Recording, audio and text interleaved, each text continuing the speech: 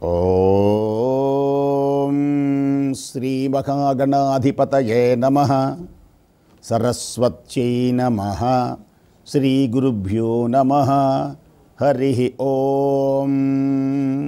జగన్మాత యొక్క దివ్య చరణారవిందములకు శతసహస్రకోటి ప్రణామములు సమర్పిస్తూ శ్రీదేవి వైభవం.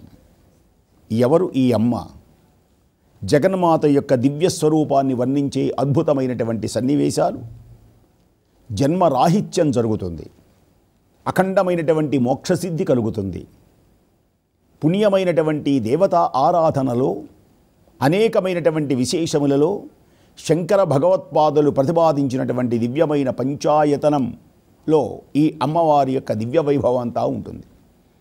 పంచాయతనము అంటే, ఆయతనము అంటే పూజ అనర్థం. పంచాయతనము అంటే ఐదుగురు దేవతలను ఏకకాలమునందు ఉపాసించేటువంటి దివ్య పునీత సుందర మహోన్నత అఖండమైనటువంటి పుణ్య సంపదయే పంచాయతనం. ఆదిత్య అంబికా విష్ణు గణనాథం మహేశ్వరం. ఆదిత్య అంటే సూర్య భగవానుడు, సౌరం అంటారు. అంబికా, అంబిక ఈ అమ్మవారిని ఉపాసనే శాక్తేయం. విష్ణు, విష్ణువుని వైష్ణవం. గణనాథం, గాణాపత్యం అంటారు దీన్ని.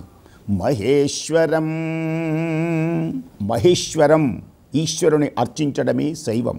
ఆదిత్య అంబికా విష్ణు గణనాథం మహేశ్వరం, వాటిలో శాక్తేయమునకు సంబంధించినదే ఈ అమోఘము, శక్తివంతము, పరమపావనము అయినటువంటి శ్రీదేవి వైభవం. ఈ దేవీ వైభవంలో చాలా అనేకమైనటువంటి పూజా విధానాలున్నాయి.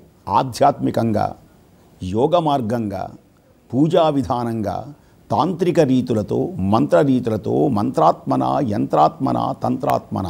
అందరు దేవతలలో తల్లి గొప్పది, అన్ని అక్షరములలో ఓంకారం గొప్పది, అన్ని మంత్రములలో గాయత్రీ మంత్రం గొప్పది, అన్ని యంత్రములలో శ్రీచక్రం గొప్పది, అన్ని విద్యలలో శ్రీ విద్య గొప్పది.